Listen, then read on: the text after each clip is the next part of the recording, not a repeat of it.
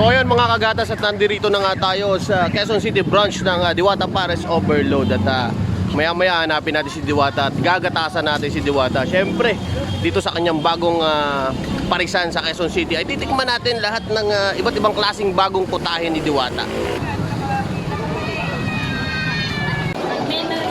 So yun mga kagatas, grabe ang dami ng tao ngayong opening dito sa Diwata Pares Overload sa Quezon City. At syempre titikman nga natin si Diwata titikman natin lahat ng mga bagong putahe ni Diwata. Kaya abangan nyo yan guys. So yun nga mga kagatas, nandito tayo ngayon sa Quezon City branch ng Diwata Pares Overload. Alam naman ninyo, no, kapag sikat at pinipilahan, dapat ginagatasan yan. So nandito tayo ngayon para manggatas. Balita ko kasi nagpunta rito yung malalakas na si Rosmar, pinakamalakas si Rendon, at itong si Boss Marky, no? Pero yun, hindi na natin inabot. Pero maghanap pa rin tayo ng gagatasan. Hanapin natin si Diwata para maggatasan natin. Kaya kita mo naman, no, mga kagatas.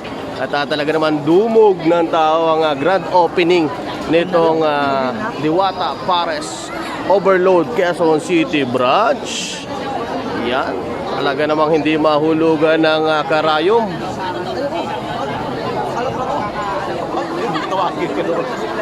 So yung mga kagatas, napakaraming pagpipilian dito. Hindi lang pares, hindi lang yung chicken joy, hindi lang yung inasal, kundi meron din siya ditong Diwata Spaghetti. At yan, titikman natin mamaya yan mga kagatas. At siyempre, itong Diwata Family Chicken. Ayan, at meron pang Diwata Hotdog. Yun. So ayan na nga, napaka-upgraded nitong bagong branch ni Diwata sa Quezon City kasi mga naka-POS na. At lahat ng mga magbabayad dito, yan, nasa counter na sila. At parang fast food na talaga itong branch ni Diwata dito sa Quezon City.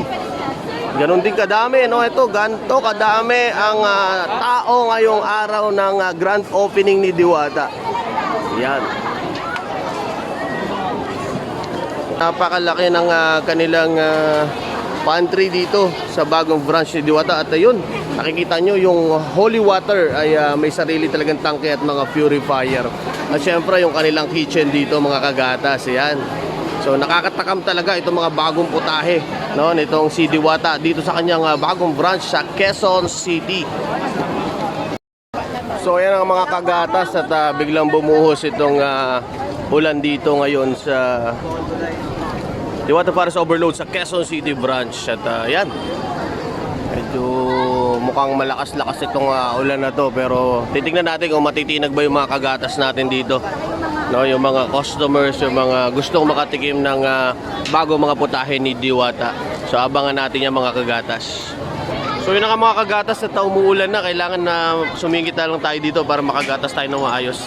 Tagagatasan natin yung isang customer dito, nakapila, makikisilang tayo ng payo. Gagatasan natin nila ba? Ate, pwede ba makisilong? Kasi gusto ko matikman yung Paris kasi ni Diwata eh. Oh, makisilong na lang ako sa payong mo ha. So yun, may nagatasan na tayo isang customer ni Diwata. Makikipila muna tayo sa libreng ice cream, hatid ng Easy Soft Ice Cream. At syempre, kailangan sagad-sagarin na natin yung panggagatas natin dito. So libre daw ice cream ngayon.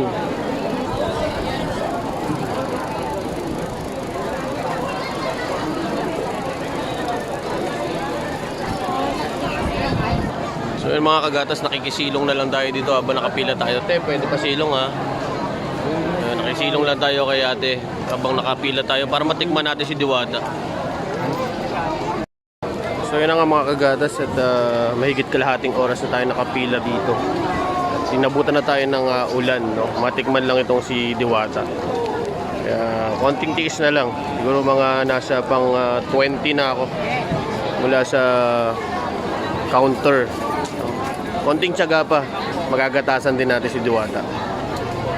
So yun na nga mga kagatas, at hindi na natin kinaya yung haba ng pila. At sinabayan pa ng konting ulan. Eh wala tayong dalang payong. Nahihiya naman ako dun sa customer na nakikipayong tayo, no? So babalikan na lang natin tong honest review natin or food taste natin dito sa mga bagong putahe ni Diwata sa mga susunod na araw. Ang importante na pakita natin ang sitwasyon ngayong araw dito sa inyo mga kagatas. Kaya yan, abangan nyo na lang yung ating honest review sa susunod. Sila ang inyong maaasahan, may balitang totoo sa bayan.